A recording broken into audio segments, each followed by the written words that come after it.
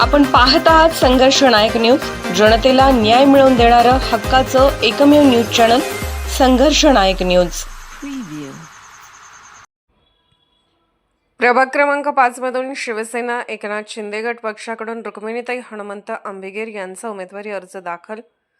सांगली मिरज कुपवाड महानगरपालिका सार्वत्रिक निवडणूक 2026 करिता नामनिर्देशन पत्र जमा करण्याची अंतिम मुदत काल संपली।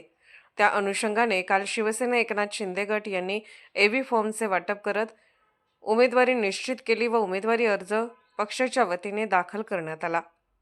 अनेक वर्ष पक्षासाठी काम केलेली जी कामाची पोचपावती म्हणून काल मला एबी फॉर्मच्या माध्यमातून मिळालेली आहे आणि जसा पक्षाने मला न्याय दिला तसाच न्याय मला जनतेकडून 100% मिळणार याची मला खात्री आहे। माझी लढाई धनशक्ती विरुद्ध जनशक्ती अशी आहे।